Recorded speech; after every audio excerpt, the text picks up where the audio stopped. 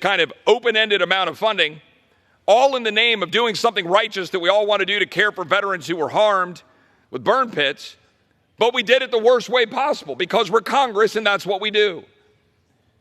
We identify a problem and we come up with literally the worst possible solution you can come up with, and then the American people kind of look at you and go, well, here we are again.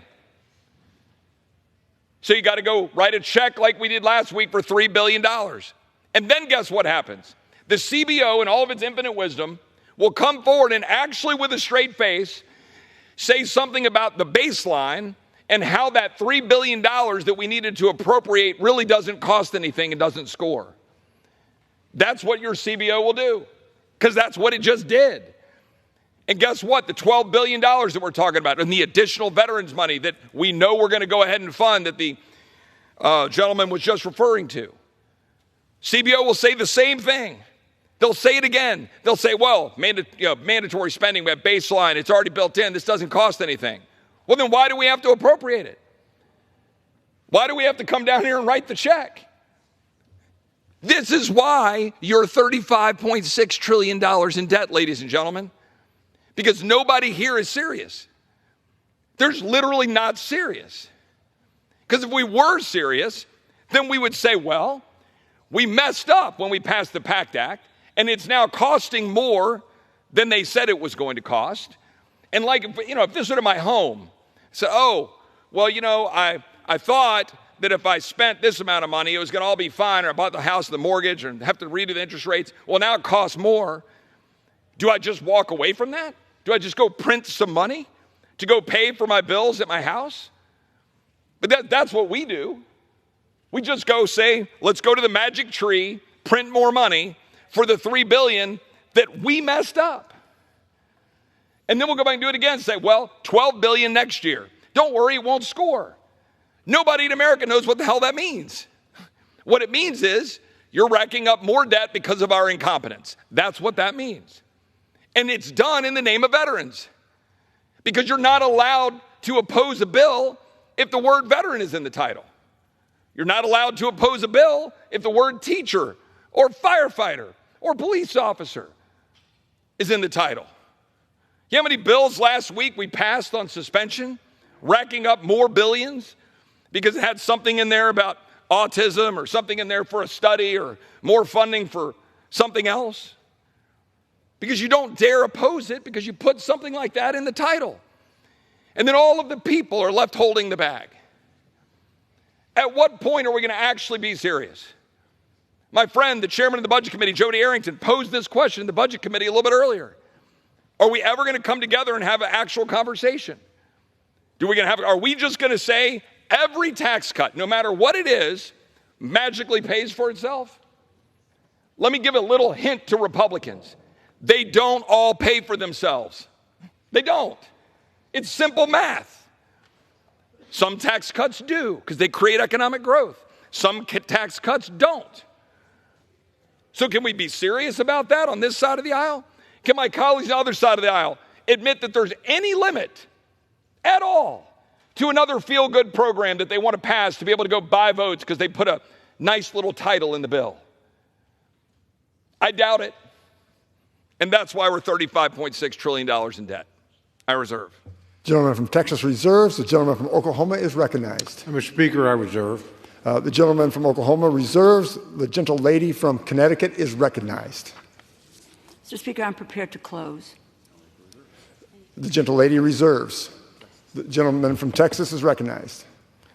I thank the chair. I appreciate the time. And I do say with respect to the Appropriation Committee, and by the way, shout out to their staff processing a lot of amendments this year, the hard work of the Appropriations Committee. When you process 1,000 odd amendments or whatever it's been, it's an extraordinary amount of work. So deeply appreciative of the Appropriations Committee. Those amendments are important. They're an important part of the process. I'm proud of the fact that we process amendments. I'm proud of the bills that we produced, the 5 bills that we passed. And my colleagues on the other side of the aisle are not wrong. There are some divisions on this side of the aisle. You know what? I'm proud of those divisions too, because at least we're having a debate. At least we're having a full-throated debate about how we can try to get out of this mess while our colleagues on the other side of the aisle bury their head in the sand. We're trying to figure out how you can possibly continue to spend money like this without consequences. That's why those, 14, 16 Republicans opposed the CR plus save. I understand why. I'm sympathetic to some of their arguments. But I don't believe that you can come down here, do that, and then complain about the result of where we now find ourselves, which is now we have before us the continuing resolution into December, which many of us wanted to avoid, and it was the logical outcome of the tactics chosen by a handful of my colleagues. I'm proud of the Republican conference. When we have been united over the last 20 months, we've done some extraordinary things. We have reopened the process with amendments in the appropriations process. We have passed appropriations bills, which we hadn't been doing for a while. We did pass a budget out of the Budget Committee. I wish we'd brought it to the floor. We did pass H.R. 2, one of the strongest border security measures we've ever passed, vehemently opposed by our colleagues on the other side of the aisle. They hide behind legislation that had no chance of passing out of the Senate. We passed strong National Defense Authorization Acts. We were able to get real reforms, real changes in terms of policies through the National Defense Authorization Act, pulling back on DEI, pulling back on the excessive climate policies of this administration because we went through that amendment process, both for appropriations and the NDAA. I'm proud of those things. I'm proud of passing a strong ICC sanction bill to go after the International Criminal Court that's trying to go after and make a war criminal out of our friend, Prime Minister Netanyahu, who came and addressed this chamber, and the Vice President of the United States wouldn't even come here to the chamber and stand behind the Prime Minister. I'm proud of doing that. I'm proud of standing alongside Israel. I'm proud of the colleagues coming together to do those things and fight for the American people and ensure that non-defense spending stayed flat. Defense spending went up, but it was paid for. I'm proud of culling back on the IRS. We've done a lot of good things when we're united and when we've done it. My colleagues on the other side of the aisle are committed to spending money we don't have. My colleagues on the other side of the aisle are committed to wide open borders, endangering the American people. They're committed to wide open borders, allowing non-citizens to vote, and they wouldn't even allow us to move the legislation on the appropriations bills to try to make sure we solve that problem. Chuck Schumer has a bill right now, the SAVE Act, that he won't bring to the floor of the Senate. That's a choice.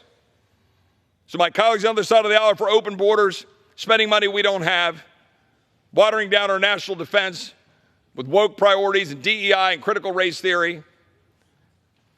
All true. So no, I am proud of the debate being had on this side of the aisle, sometimes with strong disagreement. But we are, in fact, each 1/435th of 1/2 of 1/3 of this federal government. So we have to figure out how to come here and figure out how to work together to get this done. With that, I yield back the balance of my time. Gentleman yields. Gentlewoman from Connecticut is recognized. Mr. Speaker, I just want to ask my colleagues to please support this continuing resolution. We have an obligation in this chamber to rule, to govern, to say to the American people, we're here on your behalf. You sent us here. You put your faith and your trust in us. The legislative process is not one where one gets everything that they want. It is about compromise. It is about coming together to recognize that we do have this obligation and this responsibility. It would be nice to say, I didn't get what I wanted, so I'm going to take the ball and go home. That's not the responsible thing to do. This continuing resolution, as I said in my remarks, it's a somber document. It achieves some goals. There are some areas that have not been covered, that need to be covered, like disaster relief, like the $12 billion shortfall for veterans. But we have a process to undertake as we move forward, and that is hammering out the 12 appropriations bills, which fund the U.S. government. That is our responsibility. If we do not do this today, the government shuts down. We don't suffer. We continue to get our paychecks.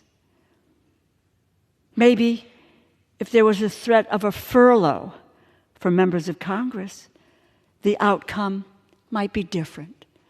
But there are men and women out there who serve this country whose economic stability is in jeopardy. And we hold that in our hands.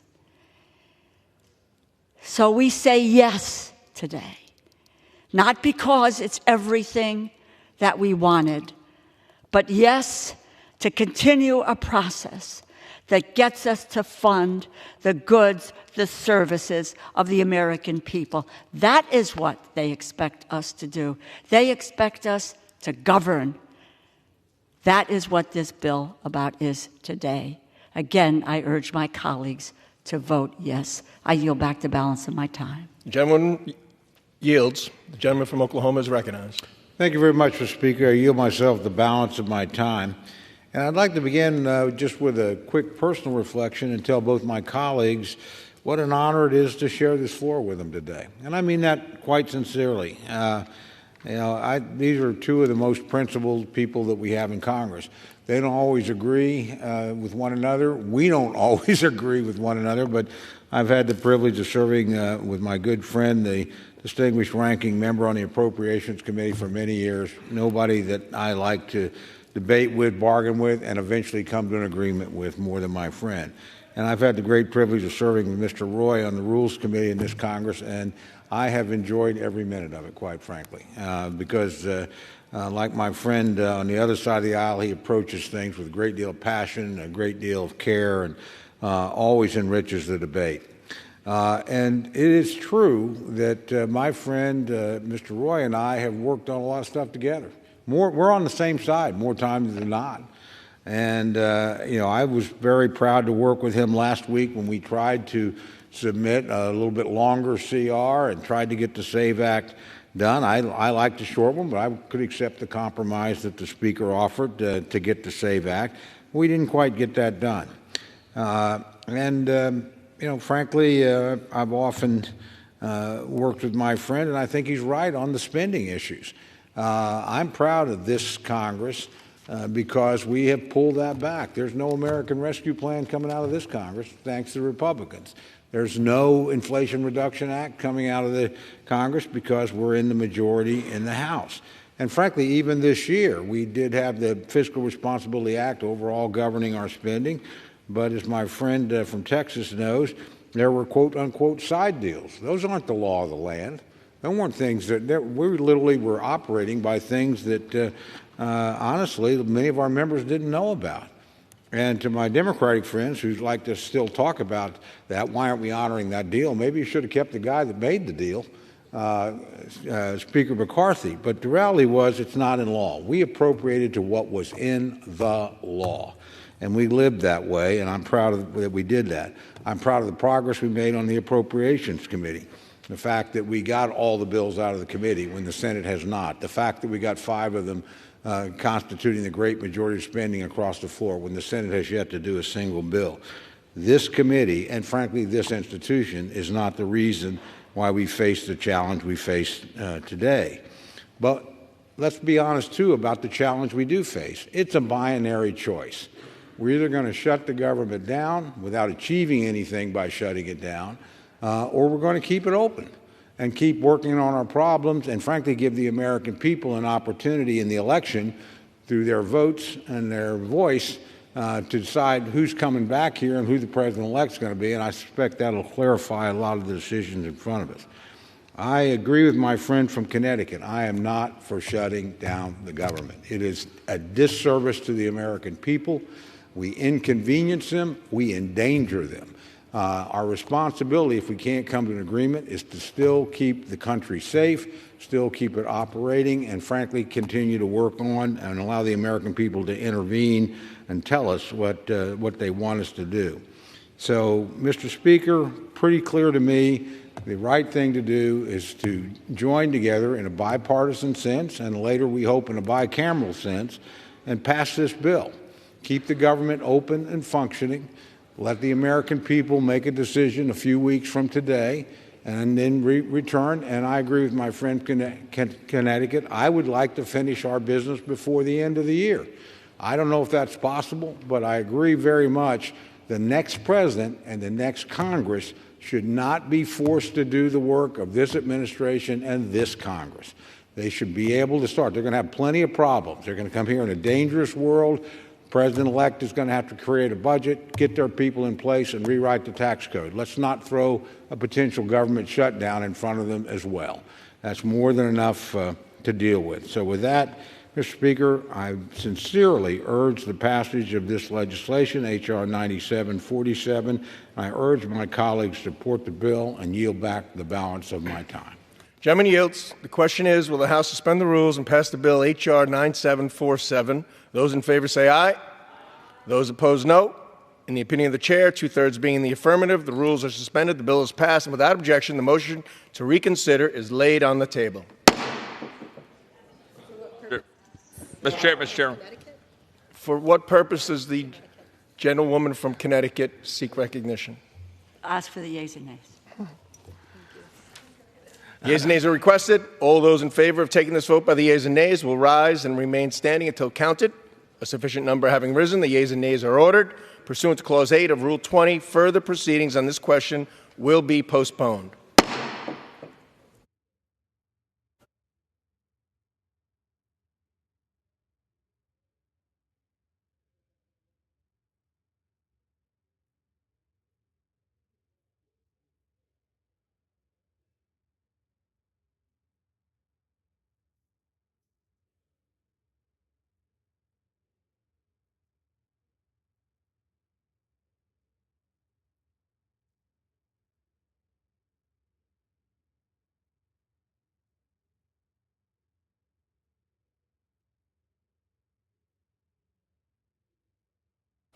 For what purpose does the gentleman from Wisconsin seek recognition? Mr. Speaker, I move to suspend the rules and concur in the Senate amendment to the bill H.R. 6513. The clerk will report the title of the bill. H.R. 6513, an act to amend the Help America Vote Act of 2002 to confirm the requirement that states allow access to designated congressional election observers to observe the election administration procedures in congressional elections. Senate amendment. Pursuant to the rule, the gentleman from Wisconsin, Mr. Stile, and the gentleman from New York, Mr. Morelli, each will control 20 minutes. The chair now recognizes the gentleman from Wisconsin. Mr. Speaker, I ask unanimous consent that all members may have 5 legislative days to revise and extend their remarks and submit additional material on the Senate amendment to the bill H.R. 6513. Without objection. Mr. Speaker, I yield myself so much time as I may consume. The gentleman is recognized. Mr. Speaker, I rise in strong support of the Senate amendment to H.R. 6513, the Confirmation of Congressional Observer Access Act, or the COCO Act. Ensuring the fairness and accuracy of our elections is of utmost importance for me as chairman of the Committee on House Administration, which has broad oversight over our nation's federal elections. The Election Observer Program is one of the key ways the committee has worked to strengthen our elections administration practices. Since 1933, there's been 110 contested election cases considered in the House. This averages to two contests per Congress. Congressional observers collect on-the-ground factual information for Congress and my committee for these potential election contests.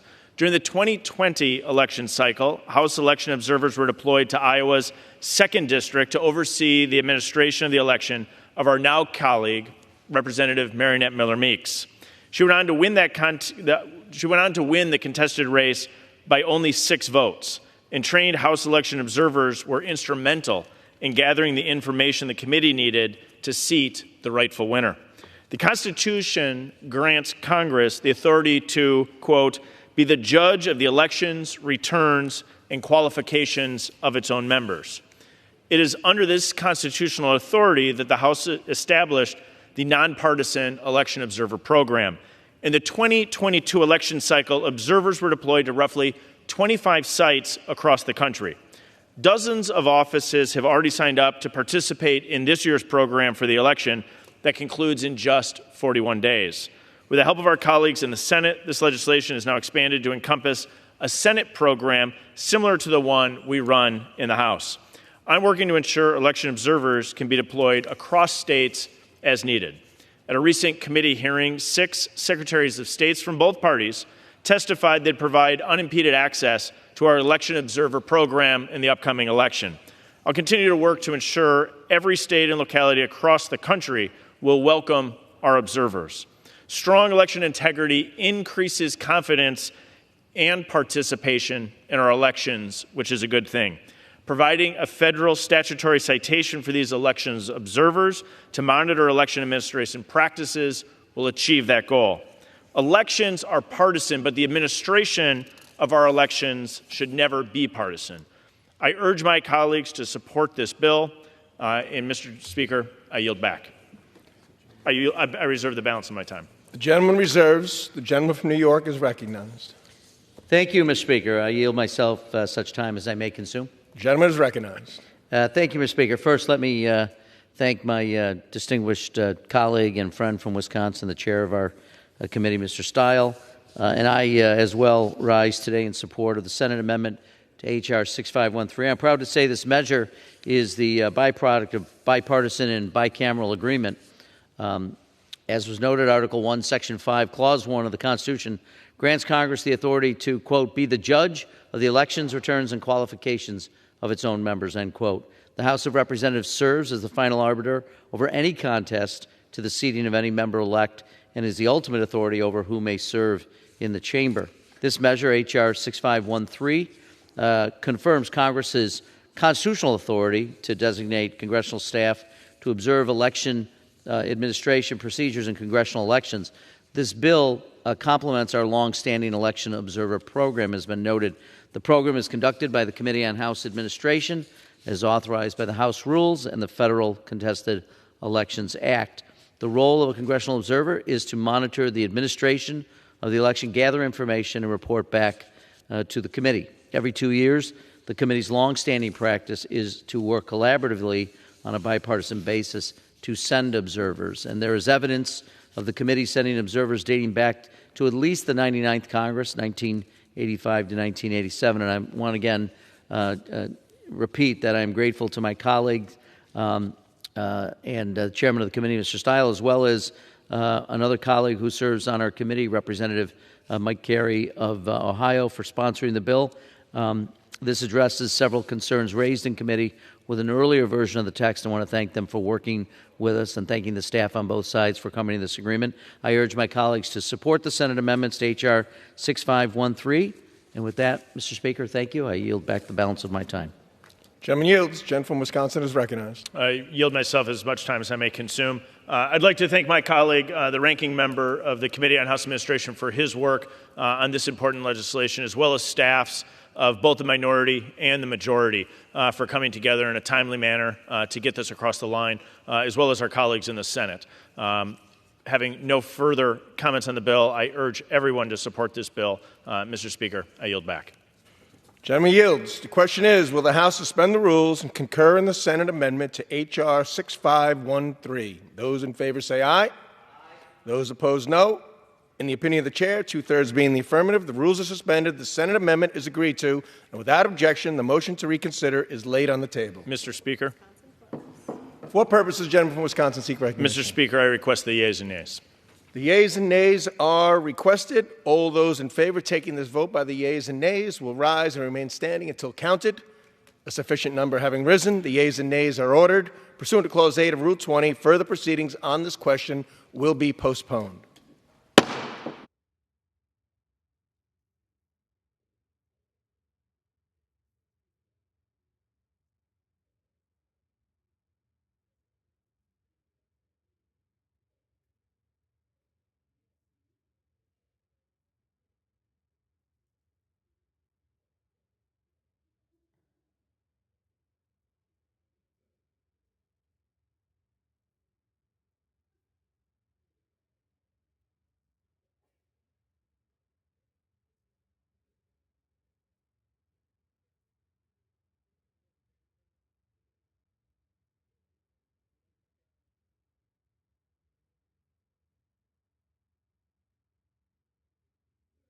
For what purpose does the gentleman from Texas, Mr. McCall, seek recognition? Speaker, pursuant to House Resolution 1486, I call up House Resolution 1469 and ask for its immediate consideration in the House. Clerk will report the title of the resolution. House Resolution 1469, Resolution ensuring accountability for key officials in the Biden-Harris administration responsible for decision-making and execution failures throughout the withdrawal from Afghanistan. Pursuant to House Resolution 1486, the resolution is considered read. The resolution shall be debated for 1 hour, equally divided and controlled by the chair and ranking minority member of the Committee on Foreign Affairs or their representative designees. The gentleman from Texas, Mr. McCall, and the gentleman from New York, Mr. Meeks, each control 30 minutes. The chair recognizes the gentleman from Texas, Mr. McCall. Speaker, I ask unanimous consent that all members may have 5 legislative days to revise and extend their remarks and to include extraneous material on the measure. Without objection. Also, you ask unanimous consent to place into the record an exchange of letters with the chairman of the Armed Services Committee. Without objection. I yield myself as much time as I may consume. The gentleman is recognized. Speaker, 3 years ago, the world witnessed one of the most devastating foreign policy disasters in American history. The Biden-Harris administration withdrew all U.S. forces from Afghanistan with no plan, no care, and no remorse. As a result, 13 brave U.S. service members and over 170 Afghan civilians were murdered, and 45 U.S. service members and countless others were injured. Just this month, National Security Council spokesperson John Kirby was asked whether there had been any accountability for the administration's deadly and chaotic withdrawal from Afghanistan. He responded, quote, "We've all held ourselves accountable," end of quote. That answer, Mr. Speaker, is detached from all reality. Today, the administration touts that deadly withdrawal as a success, and they have yet to hold a single person accountable for their role in this tragedy. In fact, many of those responsible for this catastrophe have actually been promoted. If the administration refuses to hold itself accountable, then Congress must. On April 14th, 2021, the President announced the Biden-Harris administration would withdraw all troops from Afghanistan, no matter what the cost or the consequences. They ignored the Taliban's violations of the Doha Agreement. They ignored objections by our nation's top military and intelligence experts, and they ignored objections by our NATO allies. According to the administration's own admission, the Doha Agreement was, quote, immaterial, end of quote, to that decision. Following President Biden's go-to-zero order, the Taliban captured province after province in Afghanistan, and the collapse was all but set in stone. Astoundingly, this administration did nothing to plan for the evacuation. Instead, they denied threats to Americans' interests, American citizens, and our decades-long Afghan partners. And on October 15th, 2021, after months of Taliban advances, Kabul fell. The administration's utter failure to prepare became painfully clear. President Biden claimed the very next day that his administration, quote, had planned for all contingencies, end of quote. Nothing could be further from the truth. At every step, the administration prioritized the optics and the politics of the withdrawal over the security of U.S. personnel and diplomats on the ground. To protect their partisan aims, they ignored the well-known terrorist threats from ISIS-K and the Taliban to our service members, diplomats, citizens, and allies. The Biden-Harris administration instead chose to treat the Taliban, the very terrorists that we have been fighting for 20 years, as security partners, for God's sakes, security partners during the evacuation. This administration created the very environment that allowed an ISIS-K terrorist to pass through a Taliban checkpoint because, Mr. Speaker, we put the Taliban in charge of the checkpoint. And guess who let the suicide bomber through? The Taliban. The result? Deadliest day for American troops in Afghanistan since 2012. And on August 26, 2021, that terrorist detonated a suicide vest, murdering 13 U.S. service members and over 170 Afghan civilians, injuring 45 service members and countless civilians. Rather than admit their failure, this administration continues to this day to celebrate their deadly evacuation. Never once have they said, "I'm sorry," to the Gold Star families. It took the Speaker of the House in the Congressional Gold Medal ceremony to say, "I am sorry for what your government did to you." Just yesterday, President Biden proclaimed to the world that his withdrawal was, quote, "the right decision," end of quote. I believe that is shameful. When I became chairman, I launched an investigation so that we, the Congress, could work to ensure that what happened in Afghanistan never happens again. And as everyone here knows, you cannot fix a problem without first admitting that there is a problem. That's what accountability is all about. My 353-page report on this investigation works to provide that accountability. So today, we take the first step in fixing the problem by holding those accountable, those leaders who are derelict in their duty and are responsible for this disaster. They are Joseph Biden, President of the United States, Kamala Harris, Vice President of the United States, Jake Sullivan, National Security Advisor, Jonathan Feiner, Assistant to the President and Deputy National Security Advisor, Elizabeth Sherwood Randall, Assistant to the President for Homeland Security and Deputy National Security Advisor, John Kirby, National Security Council spokesperson and former Defense Department spokesperson, Jen Psaki, former White House press secretary, Anthony Blinken, U.S. Secretary of State, Brian McKeon, former Deputy Secretary of State, Ross Wilson, U.S. Ambassador and former Chief of Mission to the U.S. Embassy, Kabul, Zal Khalizad, U.S. Ambassador and former Special Representative for Afghanistan Reconciliation, Ned Price, Deputy to the U.S. Representative to the United Nations and former State Department spokesperson, Lloyd Austin, U.S. Secretary of Defense, Derek Chollet, Chief of Staff to Secretary Austin and former counselor to Secretary Blinken, and finally, Colin Kahl, former Undersecretary of Defense for Policy. The American people, U.S. service members, veterans, and most importantly, the Gold Star families deserve this.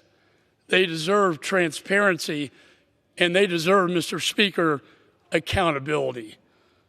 This measure is the first step towards that, and I urge my colleagues to support it. With that, I reserve the balance of my time. The gentleman from Texas reserves. The gentleman from New York is recognized.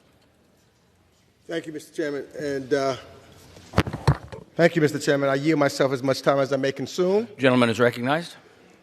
Mr. Chair, I rise in strong opposition to this resolution, which is clearly just another attempt by Republicans to politicize their investigation, not a bipartisan investigation, their investigation into the United States withdrawal from Afghanistan.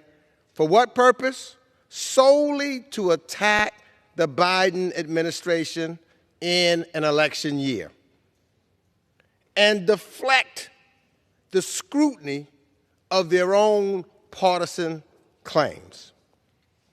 You know, Mr. Chair, we had a committee markup yesterday, just yesterday. Why avoid regular order? Well, I'll tell you why. If this resolution had gone through committee, we would have been able to go line by line and address either their misleading or outright falsehoods that was made throughout the text. We could have made clear, for example, how Republicans cherry-picked testimony to reinforce their own predetermined, they made a determination before it was included, their own predetermined narrative about the Biden administration, while omitting any facts showing that former President Trump initiated the withdrawal, that President Trump's actions undercut U.S. leverage in negotiating with the Taliban, and that President Trump's order to withdraw more and more troops set it into an irreversible motion. But their investigation and this resolution, of course, is not concerned about the facts. What it's really concerned about is the politics. Why do I say that? Because the evidence that the Republicans released in their partisan misleading report, a report into which, I might say again, Democrats had no input and didn't even see until just hours before they made it public. So it was their secret. It is evidenced by Republicans' rush yesterday to baselessly hold Secretary Blinken in contempt, even though the Secretary of State, who was with President Biden engaging in high-level diplomacy with world leaders at the UN yesterday, has stated time and time again, Secretary of State Blinken, that he's willing to testify. Why? What is the rush? What is the urgency? It's not to get answers. It's not to get the facts. The withdrawal was completed more than 3 years ago. Why? Because they wanted to make a spectacle before the November elections. It's clear. Nothing underscores their partisan theater more than Republicans, now get this, naming Vice President Harris over 200 times in their report, and we don't know when they just added, when they added it or not. I believe it was at the last second, and 5 times in the resolution, put that in there, despite the fact she's mentioned only 3 times in over 3,000 pages of transcript interviews. 3 times. And Vice President Harris was only mentioned twice in the Republicans' interim report in 2022. I wonder what changed.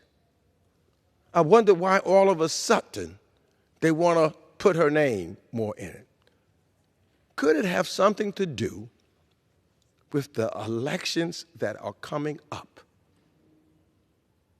in less than 45 days?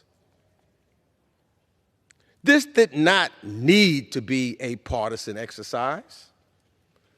No one has claimed on our side of the aisle that the withdrawal, or any party, that the withdrawal was perfect. There were clear lessons to be learned. The State Department even admitted it. The State Department did its own investigation. However, facts are facts, and witnesses consistently made it clear that the Biden administration developed a plan after the Trump administration failed to do so. Now, let me remind you that the former president initiated this withdrawal when he went from 14,000 troops upon taking office, when he took office, down to 2,500 troops by the end of his term. Multiple witnesses told us that the former president did not have a plan in place to evacuate our Afghan allies or our American citizens. But they don't want to talk about that. And witnesses also told us that the dynamic situation on the ground changed dramatically when Afghan President Ghani fled the country, leading to the collapse of the Afghan government and the military. And I would remind you, Ghani was here in Washington, D.C. in a meeting with leaders that I was there and the Republican leadership was there, where he had said that he and the Afghan government would stay and they would be there to monitor things. Just a week later, they fled.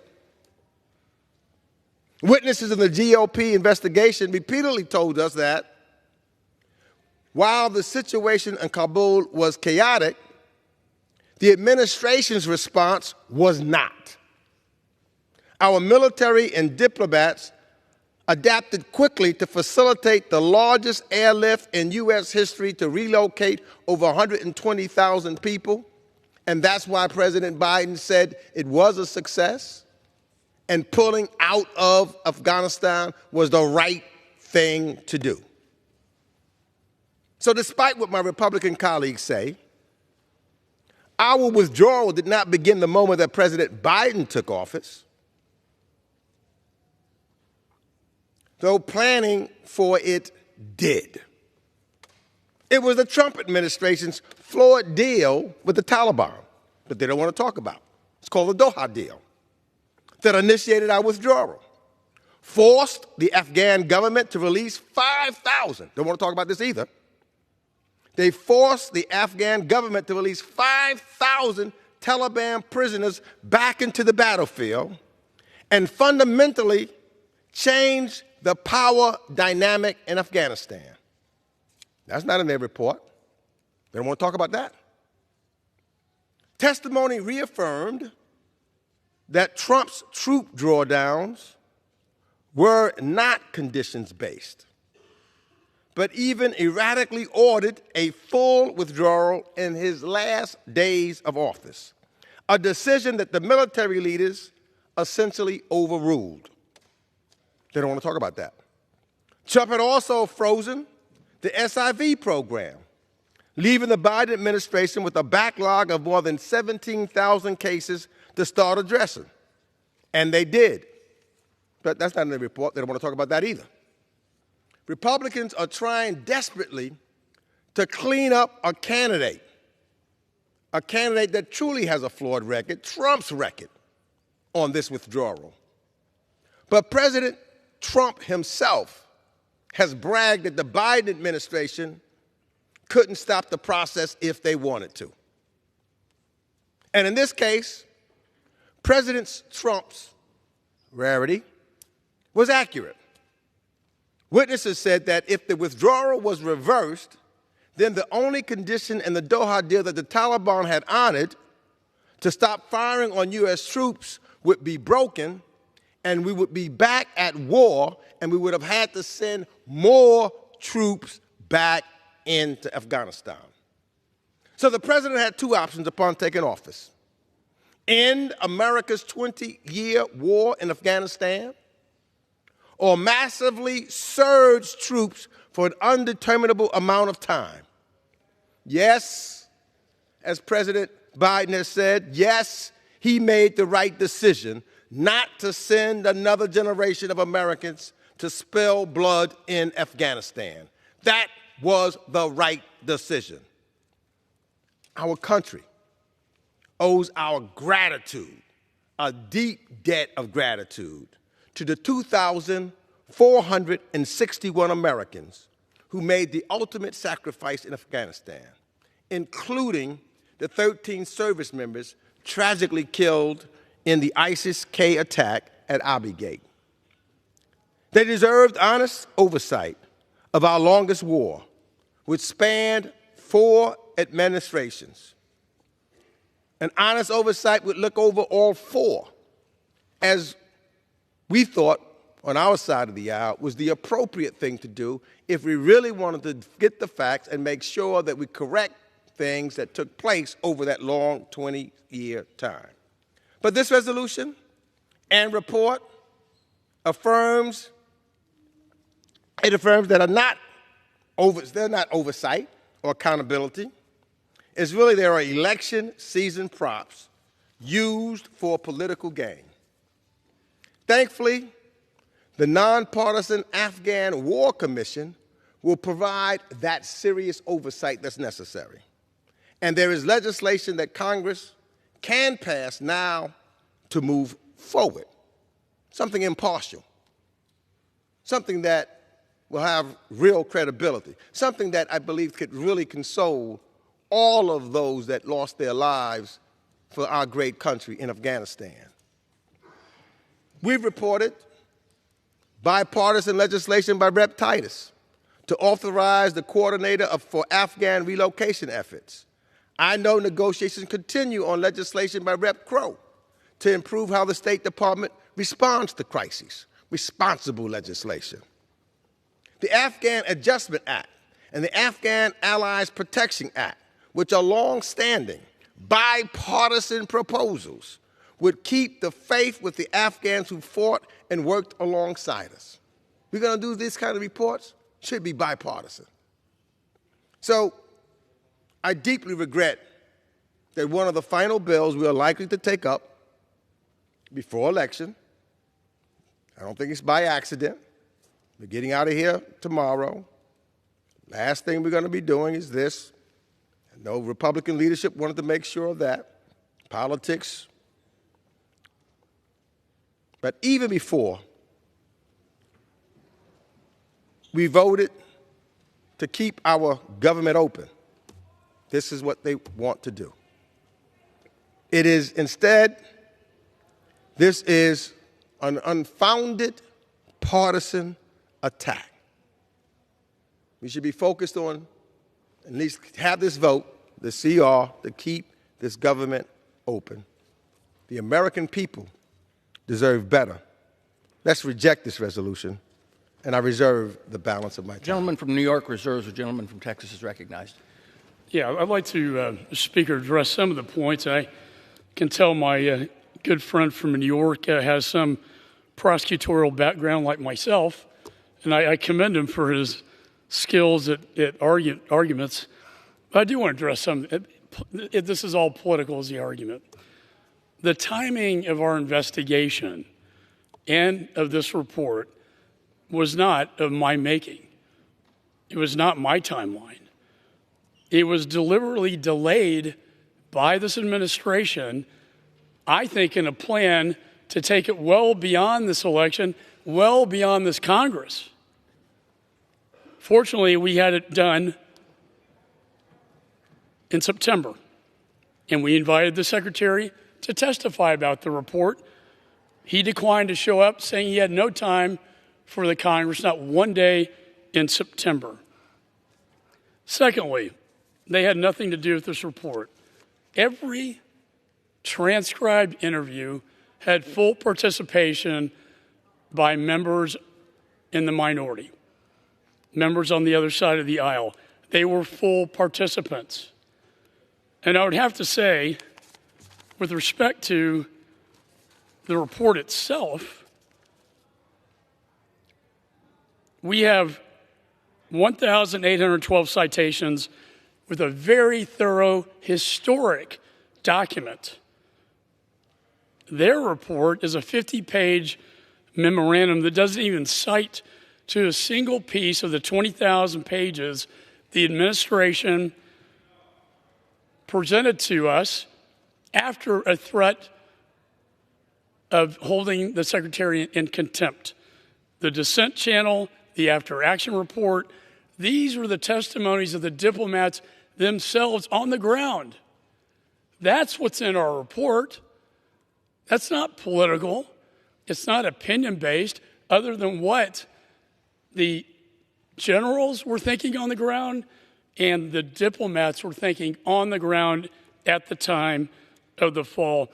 What is despicable is that Ambassador Wilson abandoned his own Afghan employees and left them to the mercy of the Taliban. And I'm sure many of them were executed, along with many of the diplomats in the embassy. I find there's just so much more that I could talk about, and I'm sure we will. But the fact is, I take pride in the work we did. I did it as a federal prosecutor would, along with my team, who is also a former federal prosecutor, methodically building our case. We never threw advanced conclusions out. We never made judgment calls in advance. We didn't do a bunch of press on this. We built our case, and the case all roads lead to the Secretary of State, Jake Sullivan, and the National Security Council. I believe those are the facts. And with that, I want to recognize the gentleman from South Carolina, Mr. Wilson, the chairman of the Subcommittee on Middle East, North Africa, and Central Asia. For how many minutes? How many minutes? How much time? I'm sorry, as much time as you may consume. Thank you. The gentleman is recognized. Thank you very much, Chairman Mike McCall, and thank you very much, Speaker Mike Bost. I rise in support of the resolution, quote, ensuring accountability in the Biden-Harris administration, end of quote. Sadly, as a student of history, the Biden-Harris administration failures in Afghanistan, I believe, have been the most catastrophic ever in American foreign policy and national security. 13 Americans murdered at Abbey Gate, and 3 Georgia Army reservists murdered January 28th this year, with dozens of Georgia reservists also suffering permanent traumatic brain injury. Americans left behind, Afghan mothers giving up their babies over the wall so that their children could live in freedom, and patriotic Afghans falling from the planes as the Biden administration deserted the people of Afghanistan.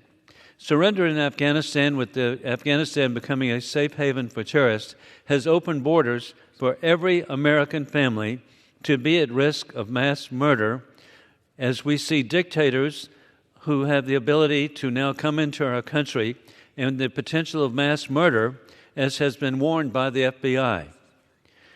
War criminal Putin has been encouraged, as we see dictators, to conduct the mass murder in Ukraine.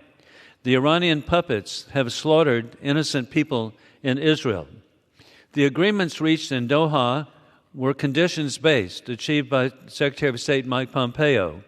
And we had testimony before the Foreign Affairs Committee, which indicated by General Milley and General McKenzie, they testified that the conditions were broken. They were broken from the beginning. And this certainly gave the opportunity for Biden-Harris to change course and not to be slaves of a particular time. President Donald Trump has affirmed over and over, and I've been with him at different events in the past year, where he would have left a contingent of military allies at Bagram Base to deter terrorism worldwide. President Trump would have achieved peace through strength. He would have achieved maintaining the Bagram Base so that we would not have it under the control of Taliban terrorists or the Chinese Communist Party. Additionally, I especially appreciate the success of Afghan veterans keeping America safe for 20 years. With my youngest son, Lieutenant Hunter Wilson, he served in Afghanistan for a year as an Army engineer. I appreciate that so much. And then I'm also grateful that my former National Guard unit, the 218th Mechanized Infantry Brigade of the South Carolina Army National Guard, served for a year in Afghanistan. With the leadership of Adjutant General Bob Livingston, they established what they call a brotherhood with their Afghan brothers. And they have been heartbroken to know, as Chairman Mike McCall has so correctly stated, that by abandoning so many people in Afghanistan, they have been executed. We know and we hear where women can no longer go to school, that they must stay in their homes. What had been achieved of young girls, so when I saw at the USAID programs where young girls were able to go to school, and it was just so inspiring to see this. But now women are being totally subjugated due to the Taliban, and this must stop. And a way to do that is to never have this occur in the future. I urge support of the resolution and yield back. The gentleman yields back. The gentleman from Texas I reserve. reserves. The gentleman from New York is recognized. Thank you, Mr. Chairman. And let me quickly rebut my dear friend before I yield to Mr. Sherman. Number one, what I want to rebut is that to listen, it sounds like nothing was done by the administration or anyone else for the last 2-3 years. The administration has provided over 20,000 pages and made over 15 witnesses available over this entire Congress. Secretary Blinken has said he did not want to testify. He said he's willing to testify. First time he was subpoenaed to come was when he was in Egypt negotiating a ceasefire and return of hostages. And I think everyone has known that this particular week is UN week, so that's not something that's secret. The record is clear on that. Fact of the matter is, Secretary Blinken has testified over 14 times in Congress, to members of Congress, 4 of which was in our committee. So, delayed the investigation? I think not. Questioning whether or not our memo doesn't cite transcripts. In our memo, 43 of 59 total pages was cut and paste directly from witnesses' testimony.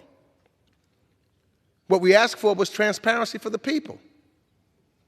And for some of those transcripts, I had to almost beg for them to be made public. It wasn't automatically made public. So, and then I think lastly, Jen Psaki, who, and it's not political, she has nothing to do with these decisions. It's politics. With that, I yield 5 minutes to the gentleman from California, Mr. Brad Sherman. The gentleman only has 4 minutes. The whole 4 minutes to Mr. Sherman. The gentleman is recognized for the remainder of the time. A decade ago, we faced a tough situation in Afghanistan. We could have stayed indefinitely at a cost of $50 billion a year and perhaps a dozen casualties a year. But then Donald Trump promised the American people that we would withdraw, and that at that point, it was no longer a possibility that America would remain indefinitely. So what was accomplished during the Obama administration in Afghanistan? One important thing: we got bin Laden. What was accomplished during the Biden administration? A very difficult withdrawal, one of the most difficult military maneuvers, carried out early in the Biden administration. And not only did we withdraw our troops, we were able to get out perhaps 100,000 others. A difficult maneuver accomplished, but not without casualties. But what did we get under the Trump administration? Nothing. Except he was able to sign a surrender agreement toward the end of his administration that he could have signed at the beginning of his administration. This resolution is entirely appropriate if you change one thing. Condemn not that list of people to which they added Harris at the end. Condemn one man, Donald J. Trump, because during his presidency, 63 Americans died in Afghanistan. 57 of them returned to dignified return ceremonies that Donald Trump was too busy to attend. He was busy golfing instead. During his presidency, his golf handicap did not suffer. But 57 American widows and fathers and mothers and families suffered as they saw the coffins brought back to America and a president too busy to be there. So what did we accomplish for the $200 billion that Donald Trump spent for the 63 who died? We signed a surrender document. Now, I know they'll say there were all kinds of wonderful things in the document. Nothing but meaningless, ephemeral promises with no enforcement provisions, but don't take my word for it. Lieutenant General H.R. McMaster, Trump's national security advisor, said our Secretary of State, Mr. Pompeo, signed a surrender agreement with the Taliban. Why surrender after you lose the 63 lives? Why not surrender in 2017? That's because withdrawals are difficult. Surrender documents, easier. Trump signed the surrender document and then left it to his successor to accomplish the withdrawal. So we're told, Donald Trump somehow would have enforced these meaningless conditions, all without enforcement provisions. That's not what he would have done. What does John Bolton, Donald Trump's other national security advisor, say? He said, had Donald Trump been reelected, he'd be doing the same thing on the question of withdrawal from Afghanistan. But don't trust his staff. What did Donald Trump say? Donald Trump said in October of 2020, after the 5,000 Taliban fighters had been released because of Donald Trump's decision, he said, without any of the conditions having been met, that he would have all those troops home by Christmas 2020. Those conditions were meaningless. They were meaningless to Donald Trump. They were meaningless to his national security advisor. They had no enforcement provisions in them. So, why did we stay in Afghanistan past 2017? So that Donald Trump didn't have to accomplish the withdrawal that was so difficult and for which he produced no plan. And so we lost $200 billion. So we lost 63 lives. So we sent over $10 billion worth of our equipment that was spread all over Afghanistan with no prospect of recovering it, knowing that the Taliban would get it. We did all that during the Trump administration. And now we're having a partisan resolution as to who's to fault. The man signs that keeps our troops there, has 63 casualties, spends $200 million, signs a surrender agreement, announces he's not going to enforce its provisions, and now we have this. Let's announce how much time we have left. The chair has an announcement. We were in error a while ago, so that you know the gentleman from New York has 9 minutes left. The gentleman from Texas has 16 minutes left. The gentleman is recognized for another minute. Thank you. So, at least Mr. Trump was able to golf, didn't have to go to the return ceremonies. I would say that once you force the release of 5,000 Taliban fighters, it is very difficult to say things are condition-based. Because at that point, the Taliban has those 5,000 fighters and is able to inflict hundreds and hundreds of casualties on our forces unless they withdraw. So this was not a condition-based document. It was, in the words of Mr. McMaster, General McMaster, a surrender, and the surrender was 4 years in the fourth year of the Trump administration. 63 of our finest died. Let us have a resolution condemning the one man who should be condemned, Donald J. Trump. I yield back. The gentleman yields back. The gentleman from New York reserves. The gentleman from Texas is recognized. Thank you, Speaker. I love this argument. This is all Donald Trump's fault. I would submit to you, who made the decision to go to zero? And you know what that means? Go to zero means withdraw all troops, withdraw all air cover, and withdraw all contractors. And that is precisely why Afghanistan imploded as fast as it did, and why President Ghani, like a coward, left his people behind. All this talk about Doha is immaterial. Don't take my word for that. That's exactly what the White House said. The Doha agreement was immaterial to the president's political decision, which, by the way, was going to happen on September the 11th. What an insult to the victims, families of 9/11.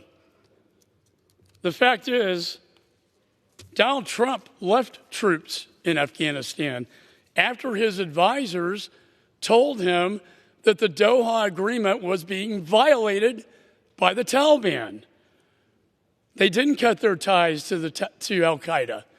They did hit our troops. And as a result, Donald Trump kept 2,500 troops, American troops, in Afghanistan, and 6,500 NATO. They will tell you that wasn't sufficient. Don't take my word again. Take the word of his top military generals, Milley, McKenzie, and Miller. As for investigations, what did they do when they were in charge? They had one hearing, no investigation. You talk about political to cover up the tracks of this administration's disastrous withdrawal. With that, I'm prepared to close, but I reserve my time as I have no further speakers. The gentleman from Texas reserves. The gentleman from New York is recognized. First, let me just say this, because I heard this at the hearing the other day. When we were in charge, we held the first hearing after the withdrawal for a cabinet secretary on September 21st. Who was that witness? Tony Blinken. The administration sent several cabinet officials to Congress to discuss the withdrawal. We held hearings with members because our position, trying to work in a bipartisan way, trying to make sure that we were going to get to the facts and understand so that we'd never have the situation again after 20 years. What did we do? We had hearings from people from the Bush administration, from the Obama administration, from the Trump administration, to look at the entire 20-year period of time. Not playing politics, not looking at a month or two, because they all were interconnected. Wasn't about politics for us. As clearly stated here, there was no delay. The administration is cooperative. Fact of the matter is, this Congress, the 118th Congress, doesn't end until January, December 31st. If it's about the facts, if it's about learning the lessons, the Secretary has already said he's willing to testify. He doesn't want to turn his back on his responsibility as the Secretary of State, where he is now meeting. Unfortunately, I know maybe some of my Republican colleagues don't want him to talk to President Zelensky to talk about what's going on in Ukraine and Russia's invasion into Ukraine. That's what he's doing. And so maybe some of my Republican colleagues don't want him to have that discussion. Well, I think my side of the aisle want him to have that discussion because that's his job. To have the discussion to try to have a ceasefire and return of hostages, to talk to our allies in the Indo-Pacific and NATO that is now stronger than ever because of Joe Biden, That's his job. That's what he's doing. Maybe some don't want him to do that. So let me just say, well, how much time I have left? The gentleman has 5 minutes.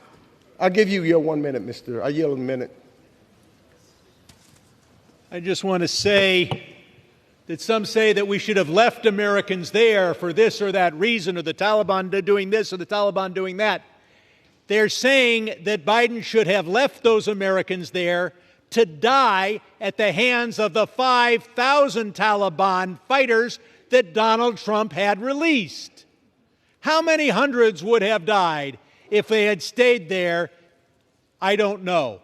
But once you put 5,000 fighting Taliban into Kabul, I think at that point it's hard to insist on conditions. I yield back.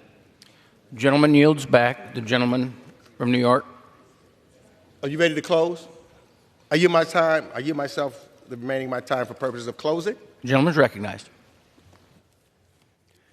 So the first question in closing is the decision that had to be made because of what the Trump administration had to do was whether to withdraw, as Mr. Sherman has indicated, or to escalate, or to stay, or to try to bring in more troops, as the generals have testified, that if we were going to stay, we were going to need more than the 2,500 that were there. And how long would we stay there? How many more lives would we lose? Because the fighting, the generals did say, would resume after the deadline. So yes, Joe Biden decided no more American lives are we going to lose. He made the right decision. And this resolution, as I've said all along, is nothing more than a political theater designed to score cheap points rather than address the real issues at hand. The real issues. It's a distortion of the facts and a disservice to the American people, a disservice to our service members, a disservice to our diplomats, all of who put their lives on the line during our 20-year war effort there. And their sacrifices should not be used as a political football. We should be working on real solutions, supporting our Afghan allies, ensuring that we learn the right lessons, and providing accountability that are based on truth, not partisan narratives. Not partisan narratives. There's time for us to still do that. So I urge my colleagues to reject this resolution. Reject it. But let's commit to the American people.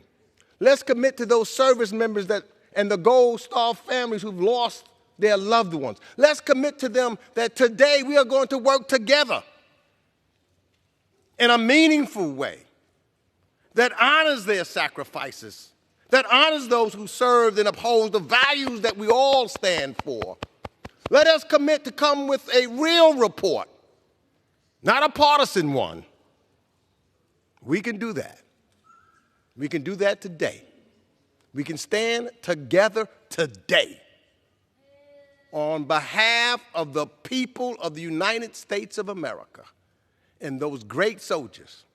Why I know that we can do that? Because the United States of America is the greatest country that this planet has ever seen.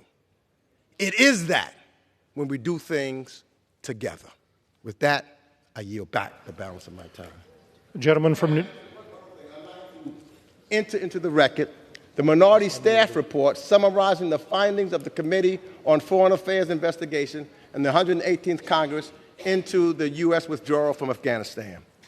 Without objection. Gentleman from New York yields back. The gentleman from Texas is recognized. Thank you, Mr. Speaker. Let me just say to my good friend, I have tremendous respect. We work together on many things, bipartisan. And when we don't agree, we do so civilly. And however, I cannot disagree with you more than I do today. One of the byproducts of Bagram falling, 7,000 ISIS were released from the Bagram prisons. Some of those have found their way into the United States. What happened in Afghanistan is a tragedy, one of the worst foreign policy failures in our nation's history. Who could ever forget the harrowing images of Afghans falling off the planes and babies being flung over barbed wire in a desperate attempt by mothers to save their children and escape Afghanistan under Taliban rule? The women that Mr. Wilson referred to, left behind along with American citizens, women now under slavery under the Taliban Sharia law. We are the United States of America. You can't tell me we couldn't have safely evacuated U.S. personnel, Americans, and our brave Afghan allies. My report shows the administration had the information and the opportunity to do so. But every step of the way, they chose political optics over the safety of Americans. Their deadly and chaotic withdrawal started a chain of events that have led to a world on fire. We are witnessing the largest land invasion in Europe since World War II with Russia's invasion of Ukraine. The CCP has become emboldened and more belligerent in their aggression towards Taiwan. And there is a war raging in the Middle East, Mr. Speaker, with the Ayatollah now rearing his ugly head. That didn't happen by accident. It happened by design, and it started with the fall of Afghanistan. When you project weakness on the world stage, this is what you get: a world on fire inviting aggression from our adversaries. Our U.S. national security is degraded. America's credibility on the world stage is damaged, and the moral injury to the American veterans and service members is a stain, an ugly stain on this administration's legacy. So I want to close, Mr. Speaker, with a reminder of the consequences of the actions of those named in this resolution. And it's the 13 heroic U.S. service members who made the ultimate sacrifice. And I met with their loved ones, and they live pain every single day, and they wake up to it every single day. These service members who paid with their lives because of this administration's failure on August 26, 2021. And I, for one, in this chamber, in this House, say, I'm sorry for what your government did to you. And in their honor, I want to read their names. Marine Lance Corporal David Lee Espinoza, Marine Sergeant Nicole G., Marine Staff Sergeant Taylor Hoover, Army Staff Sergeant Ryan Christian Konaki, Marine Corporal Hunter Lopez, Marine Lance Corporal Riley McCollum, Marine Lance Corporal Dylan Marola, Marine Lance Corporal Kareem Nakui, Marine Sergeant Jahani Rosario Picardo, Marine Corporal Hermundos Sanchez, Marine Lance Corporal Jared Schmitz, Navy Corpsman Maxton Soviak, and Marine Corporal Dagan William Tyler Page. Nothing will bring their lives back. Nothing will bring these children of these parents back, but we can hold those responsible accountable, and that's what this resolution does. And I urge my colleagues to support it, and I yield back the balance of my time. Gentleman from Texas yields. All time for debate has now expired. Pursuant to House Resolution 1486, the previous question is ordered on the resolution and the preamble. The question is on adoption of the resolution. All those in favor so signify by saying aye. Aye. Those opposed say no. In the opinion of the chairs, the ayes have it. The resolution is agreed to. For what purpose does the gentleman from New York seek recognition? Personally requested the ayes and the nays. All right, we'll say the gentleman from the Texas requests the yeas and nays. The yeas and nays are requested. Those favoring a vote by the yeas and nays will rise. A substantial number having risen, the yeas and nays are ordered. Pursuant to Clause 8 of Rule 20, further proceedings on this question will be postponed.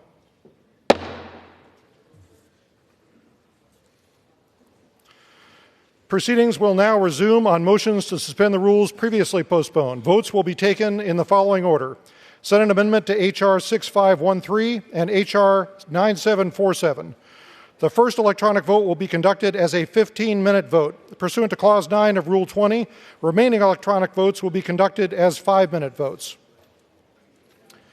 Pursuant to Clause 8 of Rule 20, the unfinished business is the vote on the motion for the gentleman from Wisconsin, Mr. Stile, to suspend the rules and concur in the Senate amendment to H.R. 6513, on which the yeas and nays are ordered. The clerk will report the title. H.R. 6513, an act to amend the Help America Vote Act of 2002 to confirm the requirement that states allow access to designated congressional election observers to observe the election administration procedures in congressional elections. Senate amendment. The question is, will the House suspend the rules and concur in the Senate amendment? Members will record their votes by electronic device. This is a 15-minute vote.